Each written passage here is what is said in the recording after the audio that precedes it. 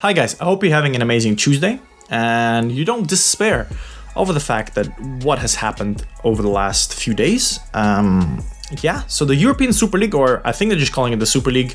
I don't know where the European came from, I guess because the teams are European. But anyways, the Super League has been finally announced. The teams, the first two teams, the founders of this tournament have been announced. And what is the Super League? Well, basically it's a tournament that's going to happen in the midweek, and it's kind of similar to the Champions League. And basically it's just going to be the 12 teams, founding teams, plus 3 more teams that's going to join a bit later, and 5 more teams on a rotational basis.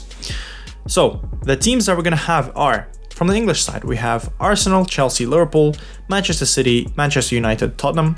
From the Spanish side, we have Atletico Madrid, Barcelona, and Real Madrid. And finally, the Italian clubs are AC Milan, Inter Milan, and Juventus. So first of all, there is instantly a problem. What the hell is Milan, Arsenal, and Tottenham doing in this? I have no idea. I mean, sure, there are big names. I mean, Tottenham is not really a big name historically or recently, so I don't know why they're there, but they're there, and fair enough to them. No idea who the next 3 teams are, and the rotational basis of the last 5 teams is worrying.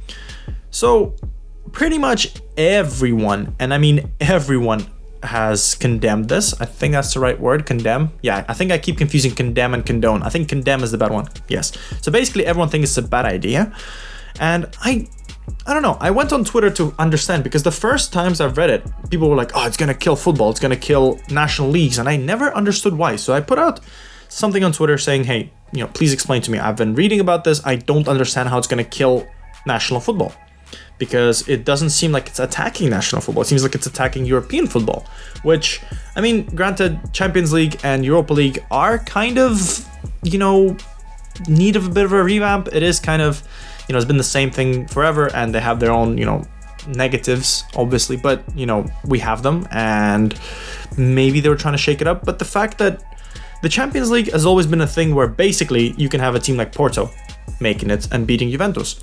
But now, what that means is you're going to have the 12 teams that cannot get relegated, or the 15 teams that cannot get relegated, which I think is fair enough. I think that's fine, whatever, you want to have that. But the fact that 5 teams have to be involved on a rotational basis, I find that funny, because that just means if you're my friend, I'll allow you to join. And who's judging who's going to join? So basically, this is just going to be, hey, do you want some money?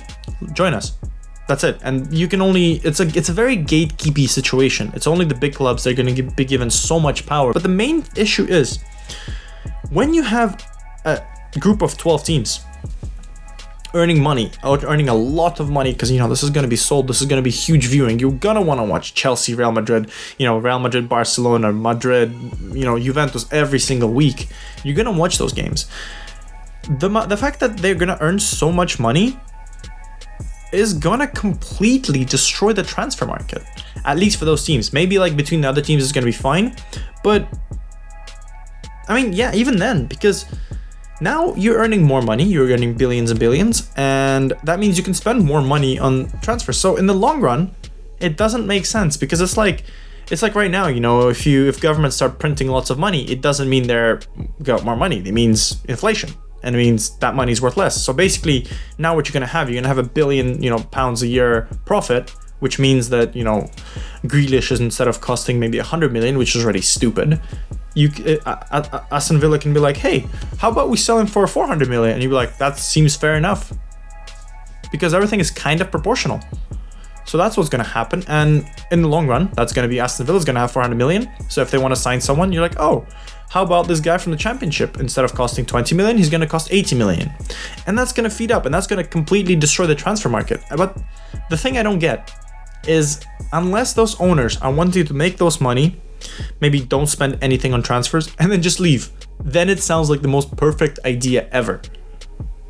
It's such a short stop gap that I'm just actually baffled by the decision. It feels like they didn't put any thought into it. They were just like, let's make some cash now and bow out. That would make sense. That probably makes sense. But the fact that, this has come at a time of COVID, and it doesn't help. COVID didn't help. Obviously I guess the economy has decreased, and a lot of the big teams are kind of been run badly. if you take a look at the data from June 2020, you're going to see that Tottenham has 600 million debt. United has 450 million in debt. Juventus has like 330, Inter Milan has 300, Barcelona has 300, etc., etc. So a lot of the teams are in debt. So they're in the red. They are operating basically just as long as someone's being able to invest the money. So a lot of the big guys, owners can invest the money. And that just shows to me that they're looking for a short stop gap right here. And they haven't put any thought. Like, for example, how would you decide who the 5 teams are? We don't know. They just said we want to have 15 teams staying forever and 5 more teams joining on rotation. That's it. That's all I said. There's no thought into it. There's no process. There's no nothing. Now, I understand people's annoyance and I share it because, first of all, I don't understand it. First of all, the novelty will wear off. The novelty will just crazily wear off. You're going to have, the games are not going to be interesting. Yeah, whatever, fine. You're not gonna, you're gonna be watching Chelsea, Real Madrid. It's not gonna be special because you watch it every other week. It's just gonna be like, cool, it's another biggish game. And then that's it. So, but I don't see how it's gonna increase, I guess. Like, the thing is, for example, let me show you what Perez has said. So, first of all, Perez says young people are no longer interested in football. What? Why not? Because there are a lot of poor quality games and they're not interested. I'm a Spartak fan and I'm young, so you put 2 and 2 together. I mean, they have other platforms on which to distract themselves. And then he goes on to say that basically a lot of things about how FIFA and UEFA can't do anything, which is in fact scaring me, because if those 12 clubs have so much power that, the world government body cannot stop them, something's gone horribly wrong. And I guess it makes sense because they are huge institutions. Those 12 clubs are huge institutions. But damn, I'm honestly scared about the fact that they can just impact regulation wherever they want. And I don't know. And I guess the last thing I want to leave you with, and 2 more things actually, so I don't know, it's not the last thing, is the fact that my favorite thing from all this is the fact that, first of all, there are now reports coming out that, some of the teams like Chelsea, City, I'm trying to remember who else, basically said they were pressured to join this league. And I kind of get it. It's like, imagine if all these teams are earning money and you're not, you're going to have to join because you're a big team yourself. And another thing that I find funny is that literally this announcement has come. No one knows how this tournament's going to happen. Literally no one knows. And yet every media outlet is asking how FIFA is going to work and how Football Manager is going to work. I feel bad for Miles Jacobson. Like, what can he do? What can he say? He can't say anything. He doesn't know if it's going to be certain. He doesn't know if it's going to have an impact. He's just probably sitting there going, I'm going to keep developing the game, and the databases we're going to have to figure out later. But no, people want an answer, and people are stupid sometimes. Right. So, what is my stand on Chelsea? No idea. I'm not going to disown them just yet. This is a proposal, and for all we know, this could be they're trying to shake it up. And I mean, it did shake up because Champions League has put out their own thing and they're going to say we're going to do a different format. And I don't know what I think of that format. It's just going to be basically the same thing, but with more different teams. I don't know. Football is in a weird place right now. My opinions are my opinions. So tell me in the comments what you think about your opinions. I hope you have enjoyed my ramblings. I hope I have made some sense. Tell me in the comments what you think. I don't know if I've said that already, but this is going to have a huge impact. It doesn't matter if, the ESL is going to go through. If ESL isn't going to go through, it's still going to have a huge impact because the thought is already there. Clubs have power. Clubs have huge power, and it is up to UEFA to stop them. If they don't stop them, that's it. They've probably lost their government body power.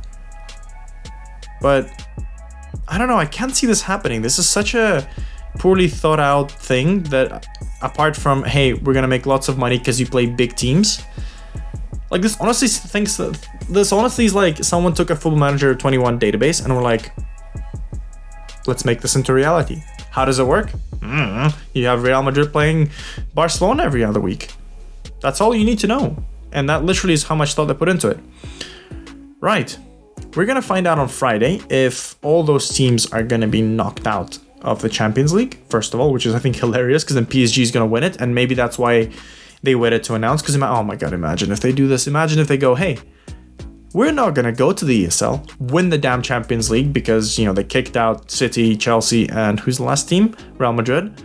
And they go, actually, lol, we did. So they're going to get all the money, and then they're going to get more money. That will be beautiful. But we're going to have to wait until Friday to find out more information. We're going to have to just keep waiting. This is interesting. I would like to know your opinions, like I said, in the comments. Thank you for tuning into this episode, and I'll see you guys in the next episode. Bye, guys.